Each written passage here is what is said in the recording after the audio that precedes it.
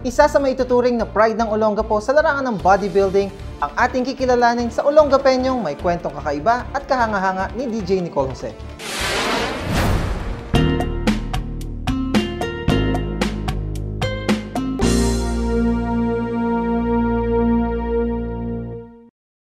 Mahirap, maraming beses ako sumali, maraming taon. Bago ko nakakuha yung naging Mr. Philippines ako.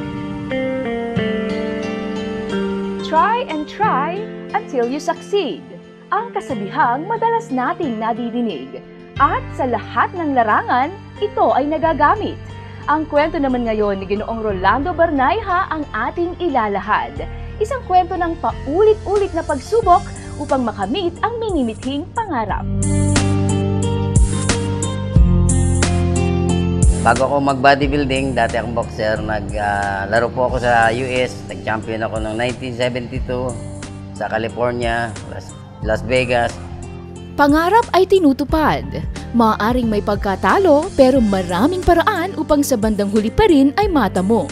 Sa Alcobar, kasi meron akong kaibigan, kinukuha niya ako maging instructor doon. Ang problema, nadisgrasya naman yung asawa ko na bangga. Nabali yung paa. Kaya nawalan ako ng pan-transportation para maayos ko yung mga papel ko. Tinatawagan na nila ako bakit wala pa raw ako. Ganun ang naging problema ko noon. Naging hilig at buhay na niya ang bodybuilding. Sa gulang na 61 ay lumalaban pa rin. Nagkaroon ng diferensya yung kamay ko. Natigil po ako sa boxing, nag-bodybuilding ako. Unang sali ko sa bodybuilding, 1978. Nag-second place ako ng Mr. Zambales. Siya ang tinanghal ng Mr. Philippines 2010. Siya si Rolando o Roger Bernayha mula sa Barangay Mabayuan. Ipinanganak ika-24 ng Oktubre taong 1952.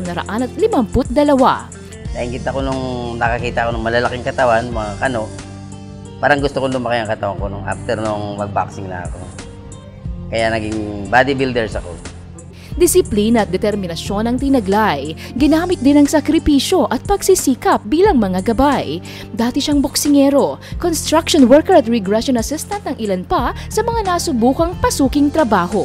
Talagang preparation, lagi kang naghahanda, mag-workout ka ng ayos para maging maayos ang katawan mo, maging muscularity ka, proportion ka.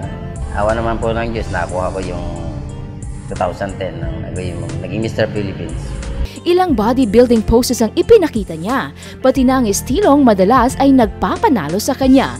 Pagtuturo ang sa kasalukuyay isa sa kanyang pinagkakaabalahan, ang pagbabahagi sa iba ng malawak niyang kaalaman.